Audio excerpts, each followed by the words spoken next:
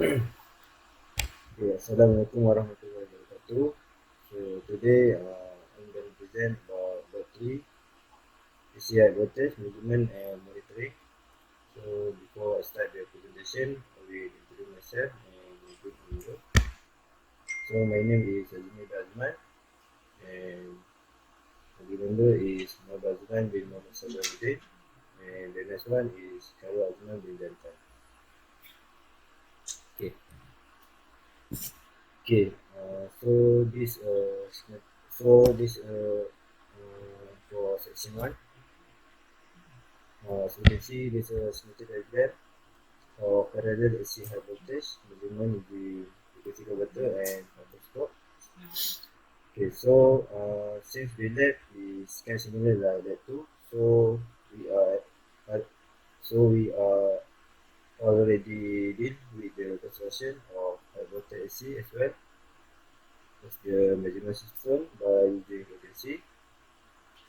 So for this lab, we need to do the dielectric strength test. So as you can see the schematic diagram below. The connection first begin from the measuring capacitor 100 picofarad that connected to the secondary capacitor by using a coaxial cable with 50 ohm.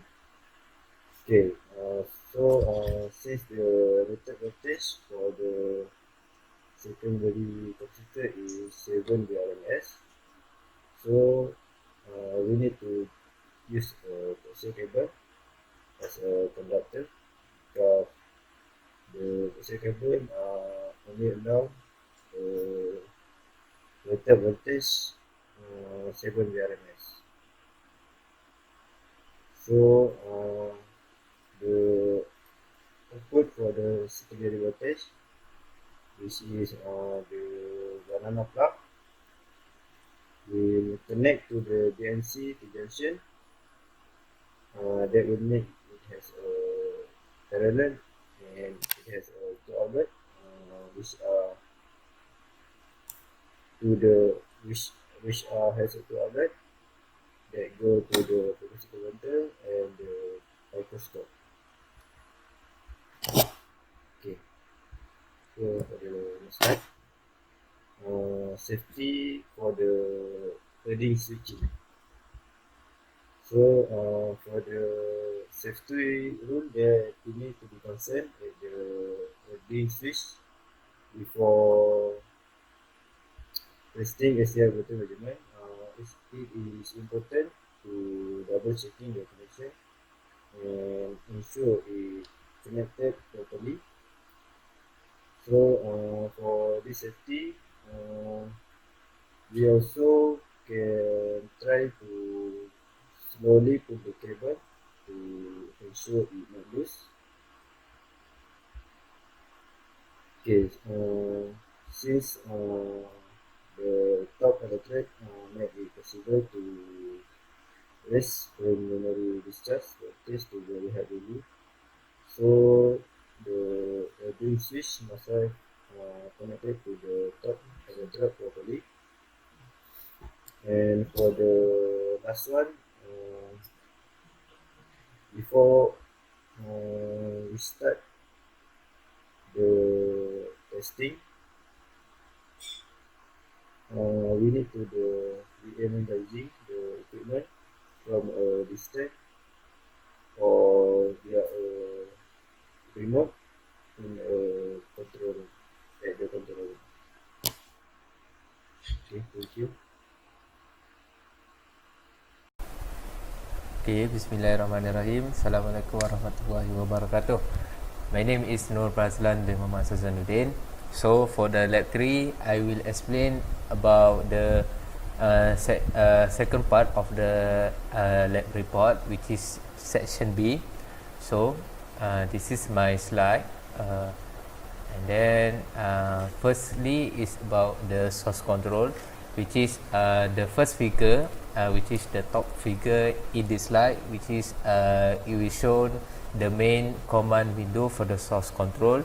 And then at the bottom of the slide, which is we have the window of the manual step of the source control, which is in this manual step we have three levels which is can be described or can be indicated as the constable, corporal and sergeant. So for the first level, the constable level, which is the gain value is set up at 0.1, and at the corporal level the gain value is set up at 1, and lastly the highest level is the sergeant level, which is the gain value is set up at 10. And then this is the primary side of the transformer progress, which is the function of this primary side is to shown and will be as our reference when the injection process is running, which is in this primary side graph. It will show the value of the voltage and the currents. Next is the system monitoring of the secondary side, which is for the first two slot of the system monitor, which is it is required for the VM1, which is the connection of the coaxial cable with must be connected from the secondary unit of the CM to the our frequency converter FC, which is that will be indicated for the SC measurement. And in this laboratory we only use the VM1 as our references. For the third and fourth slots are required for the VM2 and also will be indicated for the SC measurement. And the rest of the slot, which is 5th slot, 6th slot, 7th slot and 8th slot are required for the VM3, VM4, VM5 and VM6 connection respectively, which is all of those connection is for the DC measurement. And then we have the alarm system, which is in this slide I have three conditions, which is the first condition is when all the trigger latch is in the closed circuit, such as the door is closed properly and the emergency button is in a release position. And the second one, when there is the caution happen or there have the hazard, such as when the door is open or something happen in the testing room, the emergency button will be pressed, so the pop-up message will be appear in the window. So in order to make the system back to the normal condition, so firstly we must make sure that all the door must be closed properly, and make sure also the emergency button must be released. Next, we must click the red alarm button and must press the reset button. After that, the alarm button will be changed to the green alarm button. From the red alarm button will be changed to green alarm button, which is that it will indicate that all the system is ready for the next injection process. And then we have about the serial number and the voltage divider ratio, which is as we can see in this slide, which is I provide two picture, which is the first picture, which is the top picture on this slide, shown the serial number of the secondary unit that will be used in this testing. So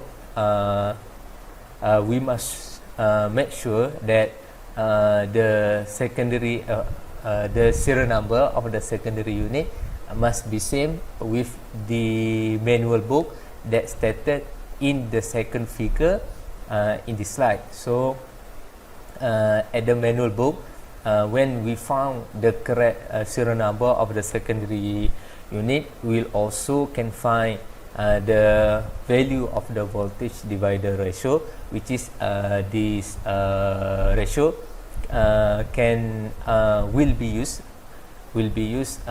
in order to make sure all the system is tally each other, which is in the kit window and also in the picoscope window. And next is the function of every section of the picoscope. So as I already watched in the video, what I get the important section of the picoscope, which we have 5 section, which is the acquisition setting, sampling setting, trigger setting, active channel setting, and we have the also the divider ratio, which is the acquisition setting. The function of the setting is to indicate the number of the sampling point, which is it will be appear in the graph. So in this experiment, the acquisition sample set from the pre value is 0 and the post value is 100,000.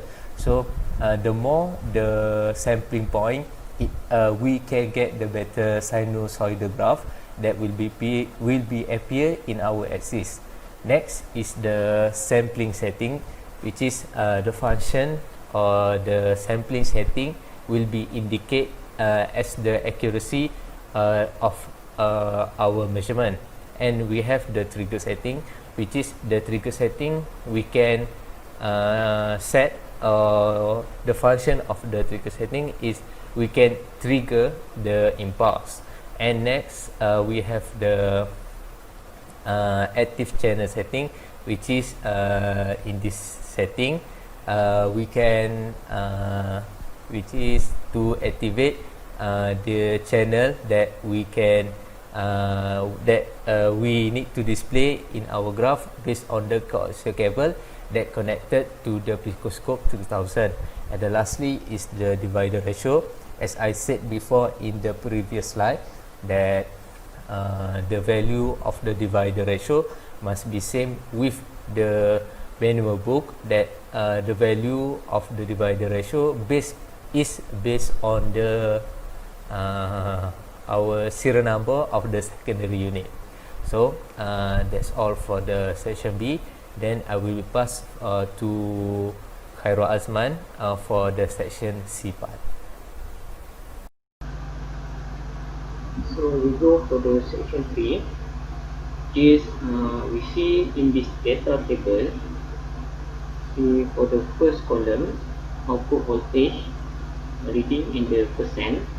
For the second data column, it is reference VRMS. Third column, display VRMS. The fourth column is the error reading in the percent, and then lastly we get the frequency. For this data table, it is have 12 data of the experiment. Is start from 0 until the last of the experiment is 68.7 output voltage in percent. For the reference VRMS, we get the data from the heat bottle, and for the display VRMS, we get from the picoscope. For the error percent, we get from the calculation from the data reference VRMS minus with the display VRMS. Then you have to divide with the reference VRMS. Then you have to multiply with 100%. Then you get the percent of error here. So for the frequency, it is using for the 50 Hz. Which is the normal value for the power utility that using in Malaysia. So also in this data table, we can see the highest value in this error is we see here is 9.15. This output voltage percent 4.3%. And the minimum value we see here at the output voltage percent, we see here 76.91%. So we can conclude in this trend of the percent error here. You can see here, start from 0 to here, see here, until 68.7 output voltage. So in this lab session, we use the divider ratio, which is 19651.1, and from the filterscope show the value of RMS, while the value VP cannot show because in this lab not use the VM2, VM3, VM4, and also VM5 and VM6. We only use the VM1. So we can see here in the system monitor, we only use the VM1, and the rest of the VM we not use. So the data of the VP we cannot get. So we only get the data for the VRMS. You see here for the first column and the second column, for your information, first column and the second column we use for the AC, then the rest V2, V3, V4, V5 and V6 we use for the DC. So other than that, that's all for me. Thank you.